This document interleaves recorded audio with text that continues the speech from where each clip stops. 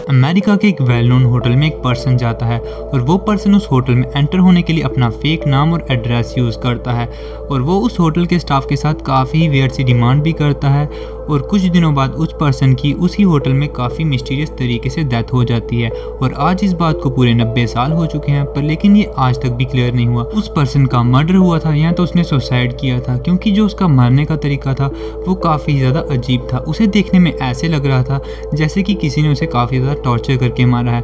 पर लेकिन जब पुलिस उसके रूम में पहुंची थी उस समय तक वो पर्सन जिंदा था और वो बोलता है कि ये सब उसने अपने साथ खुद किया है। आज की वीडियो में हम इसी अमेरिका के सबसे फेमस केस के बारे में बात करेंगे जिसका नाम है murder mystery of room number 1046 के बारे में। पर उससे पहले अगर आपको इस तरीके के वीडियोस देखना पसंद है तो हमारे चैनल को सब्सक्राइब कर देना और इस वीडियो में को लाइक कर देना। तो बढ़ते हैं वीडियो की तरफ। 2 जनवरी 1935 अमेरिका के कैंसस शहर के प्रेसिडेंट होटल में एक काफ़ी ही वियर्ड पर्सन आता है जो अपना नाम बताता है रोलैंड टी ओवन और वो बोलता है कि वो लॉस एंजलिस से आया है और वो वहाँ पे होटल रिसेप्शन पे बोलता है उसे एक दिन के लिए रूम रेंट पे चाहिए और वो वहाँ पे रिसेप्शन में काफ़ी वियर्ड सी डिमांड करता है। वो बोलता है उसे एक आइसोलेटेड रूम चाहिए जो काफ़ी ज़्यादा अंदर जाके हो और ये पर्सन देखने में भी काफ़ी ही ज़्यादा अजीब था। इसके सर पे काफ़ी बड़ा निशान था, जैसे लग रहा था कि इसके सर पे काफी बड़ी चोट आई है। और फिर उसके बाद होटल वाले उसे रूम नंबर 1046 दे देते हैं और बेल बॉय भी उसके साथ जा रहा होता है। पर वो वहाँ पे देखता है उस पर्सन के पास कोई भी ऐसा सामान नहीं होता, उसके पास सिर्फ एक टूथपेस्ट और एक टूथब्रश होता है जो कि उसने अपनी पॉकेट में डाला होता है। पर फिर भी बेल बॉय उसके साथ जाता है। रास्ते में वो पर्सन बेल बॉय के साथ बात करता है और बताता है कि वो कैंसस सिटी के और भी होटल्स में रुक चुका है पर वहाँ पे रेंट काफ़ी ज़्यादा था इसलिए वो इस होटल में आ गया। उसके बाद बेल बॉय ने रोलैंड को रूम तक छोड़ा और उसके बाद बोला कि सर अब मैं चलता हूँ। पर रोलैंड उसे बोलता है कि दरवाजे को बाहर से खुला रखना क्योंकि मेरे कुछ दोस्त मुझसे मिलने आने वाले हैं। उसके कुछ देर बाद होटल की मेड जो कि उस होटल में साफ सफाई का काम करती थी वो रूम नंबर 1046 में जाती है और वो देखती है कि रूम बाहर से खुला हुआ होता है और रूम के अंदर की सारी लाइट्स ऑफ होती हैं और अंदर काफी अंधेरा होता है। उसके बाद जब वो मेड उस रूम के अंदर जाती है वो देखती है रोलैंड उस रूम के एक कॉर्नर में बैठा हुआ होता है एक लैंप को ऑन करके और वो वहाँ पे बैठ के कुछ सोच रहा होता है। इतनी देर वो मेड उसे बोलती है मैं यहाँ पे साफ सफाई करने आई हूँ।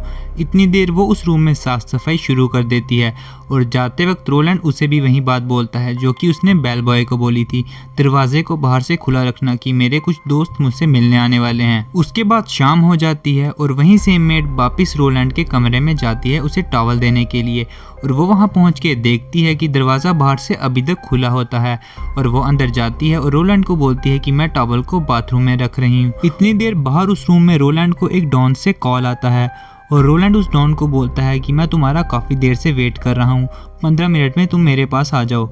पर वो मेड उस बात को बिल्कुल सीरियसली नहीं लेती और वहाँ से चले जाती है। उसके बाद नेक्स्ट डे 3 जनवरी को वहीं सेम मेड सफाई कर रही होती है और वो पहुँचती है रूम नंबर 1046 में और वो देखती है कि रूम बाहर से बंद होता है और रूम में कोई नहीं होना चाहिए। पर जब वो नीचे से मास्टर की ला के रूम को खोलती है वो देखती है रोलैंड अभी भी उसी रूम में अंदर होता है। उस रूम के अंदर काफ़ी ज़्यादा अंधेरा होता है और रोलैंड उस अंधेरे में बैठ के कुछ सोच रहा होता है और वो मेड आती है और वो वहाँ पे सफाई करके वापस चले जाती है। उसके बाद शाम को वही मेड टॉवल देने के लिए रूम में जा रही होती है। इतनी देर वो पहुँच जाती है रूम नंबर 1046 में। वहाँ पे अंदर 2 इंसान लड़ रहे थे और एक इंसान की आवाज़ काफ़ी ज़्यादा भारी थी और वो वहाँ पे गेट को नॉक करती है और अंदर से आवाज़ आती है कौन है। तो वो बताती है कि मैं यहाँ पे टॉवल देने के लिए आई हूँ और अंदर से फिर से आवाज़ आती है हमें ज़रूरत नहीं है। उसके बाद वो वहाँ से चले जाती है और वो वहाँ से जाते टाइम सोचने लगी कि इस रूम में ये दूसरा इंसान कौन था और ये दोनों आपस में लड़ क्यों रहे थे। और उसके बाद रात हो जाती है और रात को उस होटल में एक लेडी आती है जो कि ग्राउंड फ्लोर से 10th फ्लोर में जाना चाहती थी और वो लिफ्ट का इस्तेमाल करती है। और उस समय की जो लिफ्ट हुआ करती थी उनके अंदर हर समय एक इंसान रहा करता था जो कि अगर लिफ्ट के अंदर कुछ भी ख़राब हो जाए तो उसे ठीक करता था। तो उस दिन उस लिफ्ट के अंदर चार्ल्स था और जब वो लेडी उस लिफ्ट का इस्तेमाल करके 10th फ्लोर पे जा रही होती है तो वो आपस में बात करते हैं और वो लेडी चार्ल्स को बताती है कि वो एक प्रोस्टिट्यूट है और वो अपने क्लाइंट के पास आई है जो कि 10th फ्लोर पे है और उसके बाद चार्ल्स उसे 10th फ्लोर पे छोड़ने के बाद वापस नीचे आ जाता है। उसके कुछ ही देर बाद चार्ल्स को वापस कॉल आती है लिफ्ट को 10th फ्लोर पे लेके आओ, और जब वो ऊपर जाता है वो देखता है आगे सेम वही लेडी होती है, और वो लेडी चार्ल्स को बताती है कि रूम में कोई भी नहीं था, मुझे लगता है कि कोई मेरे साथ मजाक कर रहा था।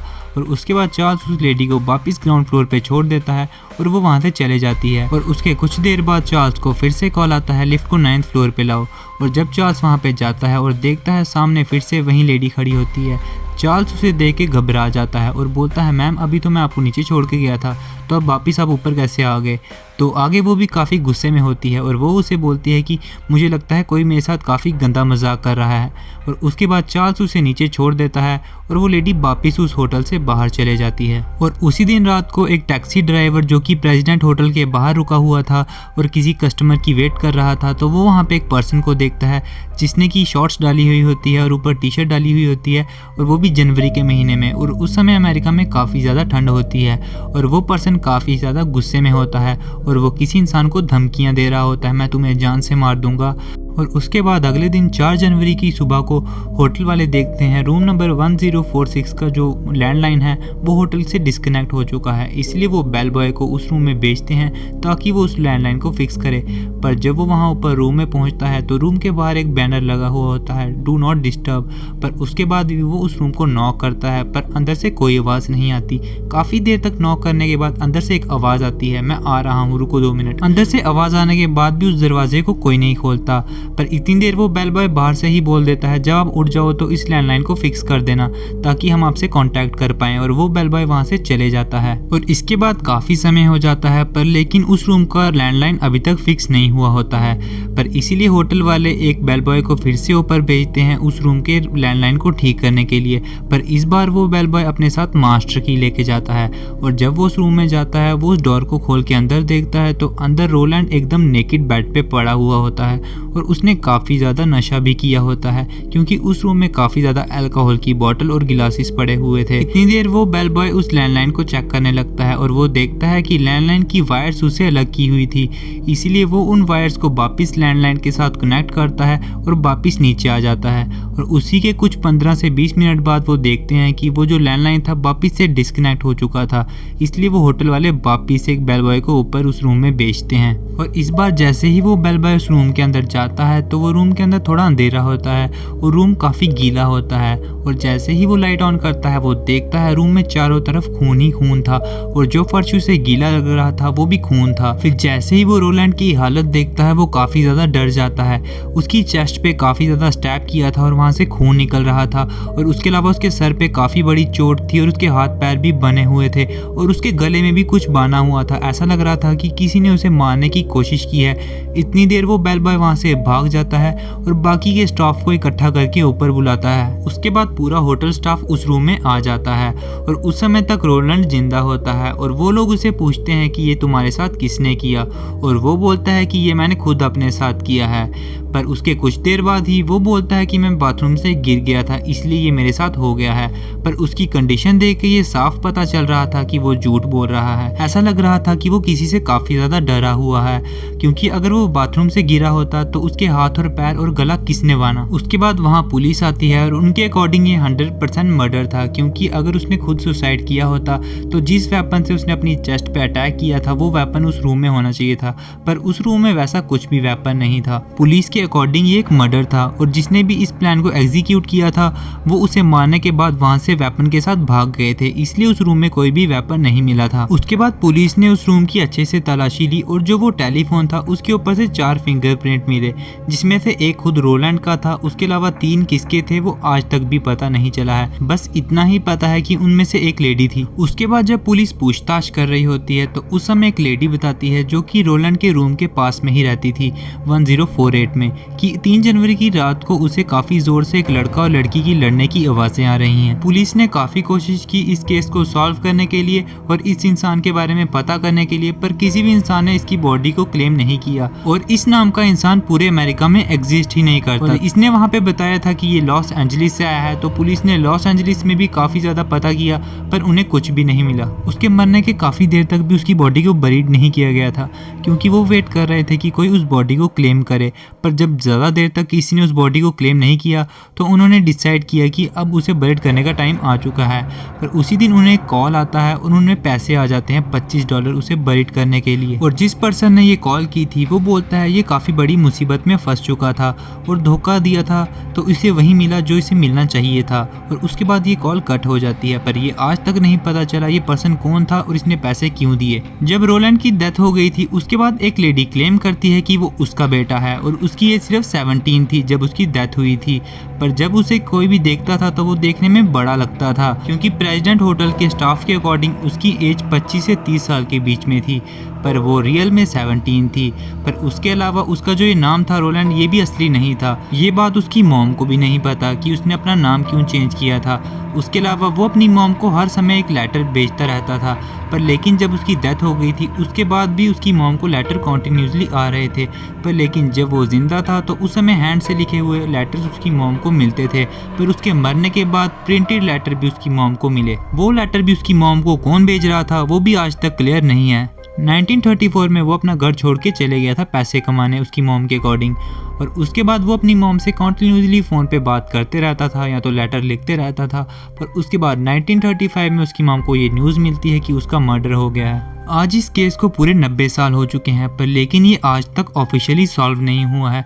पर लेकिन इस केस से रिलेटेड थ्योरीज काफ़ी ज़्यादा बनी हैं। जिस समय रोनाल्ड के साथ ये सब कुछ हुआ था और होटल का स्टाफ ऊपर इसके पास गया था उस समय तक ये जिंदा था।